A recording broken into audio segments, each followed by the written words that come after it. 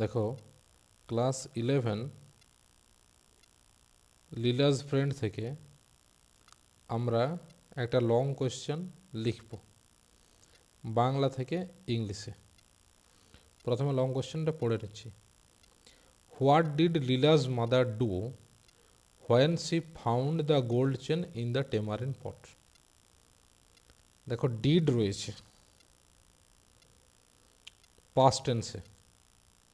What did Leela's mother do, এইখানে যে do রয়েছে ডুটা কিন্তু verb. What did Leela's mother do, লীলার মা কি করেছিলেন?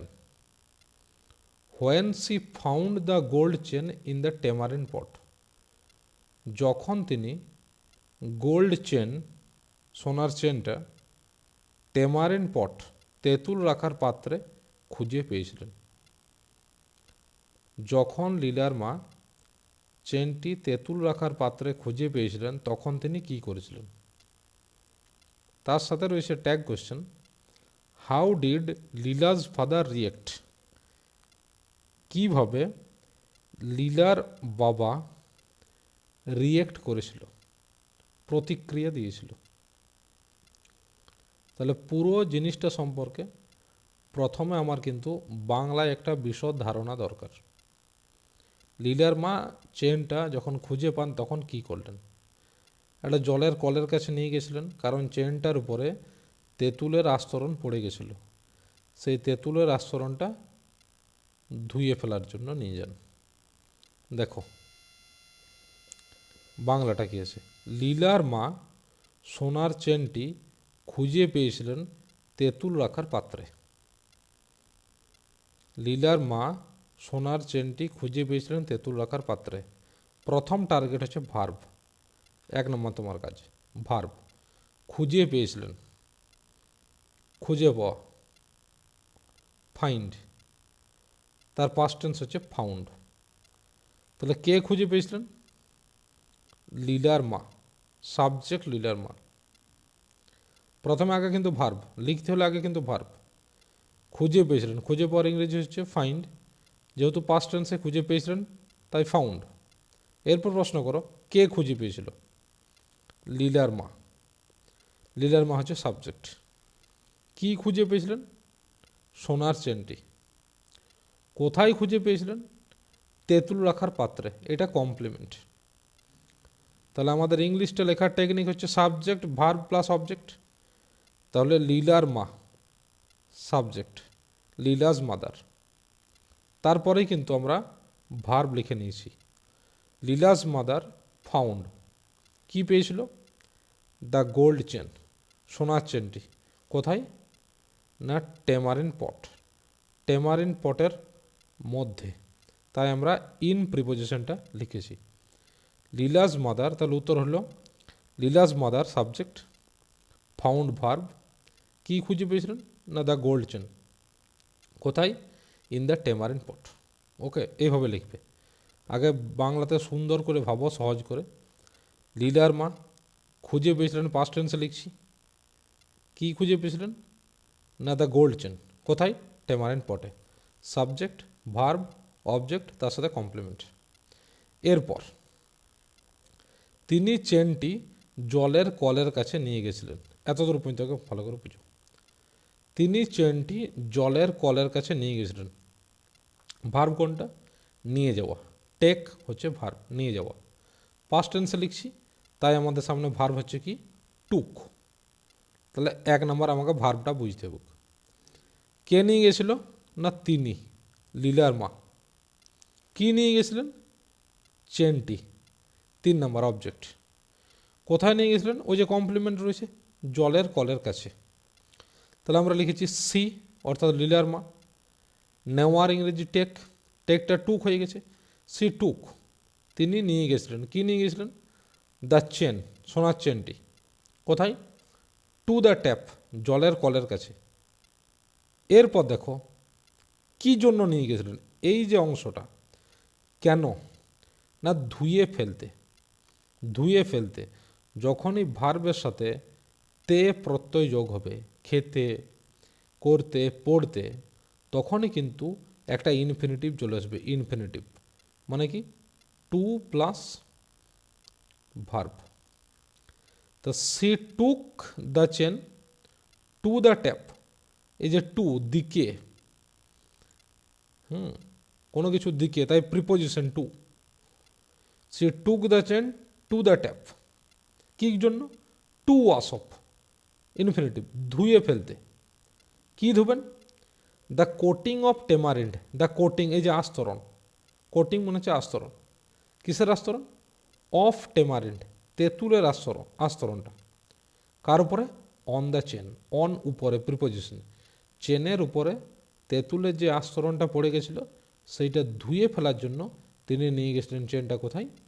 কলের কাছে। তাহলে আবার দেখে নাও, সি সাবজেক্ট, সি অর্থাৎ লীলার মা, সি নিয়ে গেছিলেন টুক, তিনি নিয়ে গেছিলেন চেনটি, দ্য চেন, কোথায়? টু দ্য ট্যাপ, কলের কাছে। কি করার জন্য? To wash off, to wash off, ধুয়ে ফেলতে। কি ধুয়ে ফেলবেন? The coating of tamarind, the coating of tamarind, তেঁতুলের আস্তরণ কার উপরে? না অন দ্য চেন, চেনের উপরে। দেখো ওয়ার্ড আছে এতগুলি, কিন্তু একে ভাগ করে নাও ক্যাটাগরিতে, একটি দুটি সাবজেক্ট ভার্ব অবজেক্ট, তার সাথে একটু কমপ্লিমেন্ট যোগ আছে, ফের সেন্টেন্সটা একটু বড় আছে কিন্তু অ্যাকচুয়ালি সিম্পল সেন্টেন্স আমরা করে নিয়েছি। এই যে অংশটা, এইটা তোমাকে বুঝতে হবে, সাবজেক্ট ভার্ব অবজেক্ট দিয়ে নিজের মতো করে সাজিয়ে লিখতে হবে। এরপর দেখো নেক্সট, এই যে ট্যাগ কোয়েশ্চনটা ছিল, লীলার বাবা কি প্রতিক্রিয়া দিয়েছিলেন? তা যখন লীলার বাবা জানতে পেরেছিলেন চেনটির পুনঃপ্রাপ্তি সম্পর্কে, যখন, হোয়েন, যখনের জন্য আমরা হোয়েন লিখে দিয়েছি। লীলার বাবা জানতে পেরেছিলেন, জানতে পারা ভার্ব, সাবজেক্টকে না লীলার বাবা, তাহলে হোয়েন লীলাজ ফাদার, যখন লীলার বাবা সাবজেক্ট, হোয়েন লীলাজ ফাদার জানতে পেরেছিলেন পাস্ট টেন্সে, কেম টু নো, কি সম্পর্কে জানতে পেরেছিলেন? সম্পর্ক মানে অ্যাবাউট, কি সম্পর্কে? চেনটির পুনঃপ্রাপ্তি, পুনঃপ্রাপ্তি মানে রিকভারি, তাহলে about the recovery of the chain. ভালো করে দেখো, হোয়েন লীলাজ ফাদার, যখন লীলার বাবা, কেম টু নো জানতে পেরেছিলেন, about the recovery of the chain চেনটার পুনঃপ্রাপ্তি সম্পর্কে, তখন, তখন মানে হচ্ছে এই যে কমাটি, এই যে কমা এর মানে হচ্ছে তখন, তখন, তখন কি হয়েছিল? তখন হি অর্ডার্ড, এই যে হি সাবজেক্ট, তিনি আদেশ দিয়েছিলেন ভার্ব, হি অর্ডার্ড, কাকে আদেশ দিয়েছিলেন? তার স্ত্রীকে, হিজ ওয়াইফ। কি অর্ডার?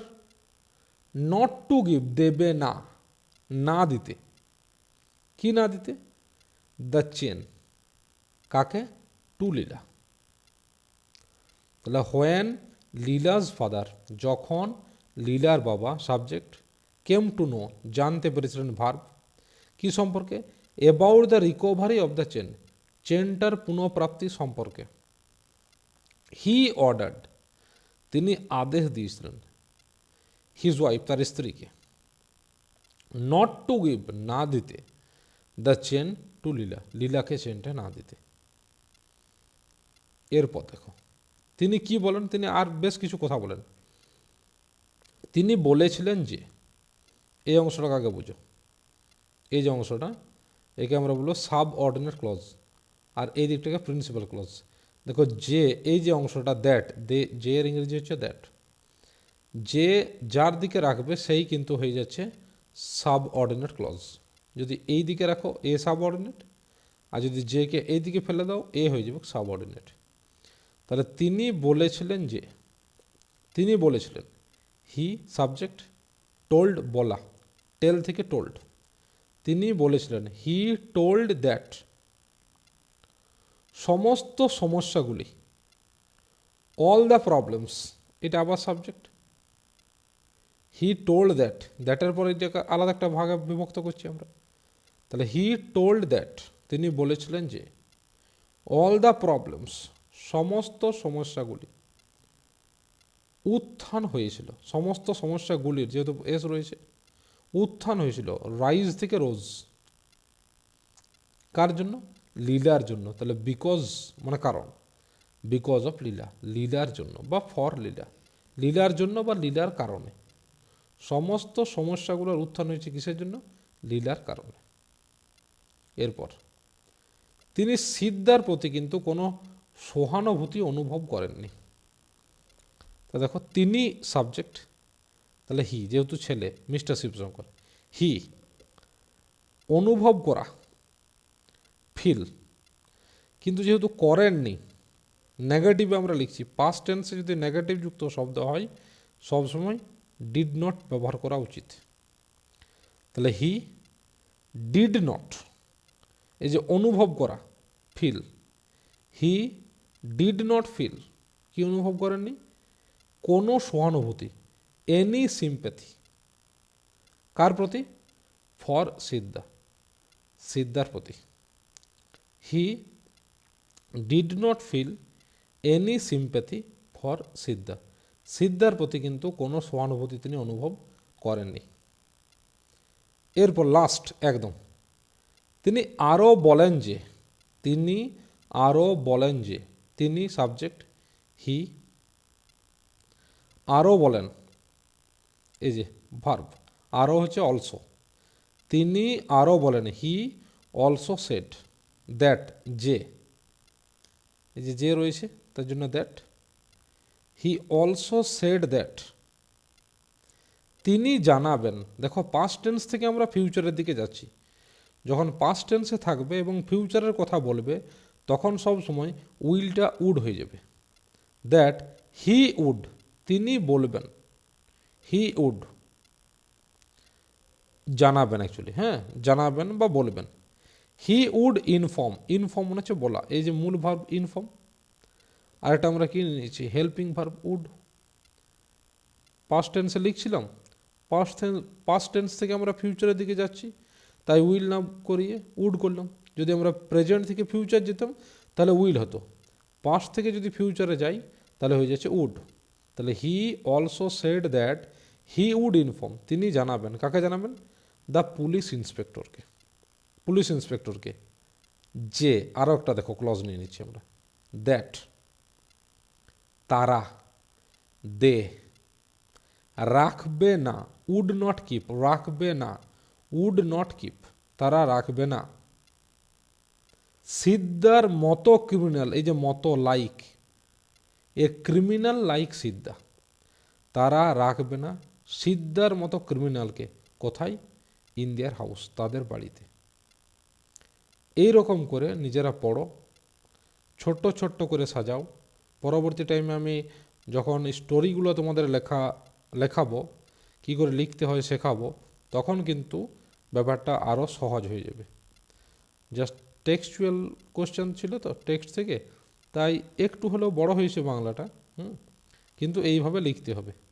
সাবজেক্ট ভার্ব অবজেক্ট, এই টেকনিকটা ফলো করে তোমরা শিখো, তোমরা লিখো।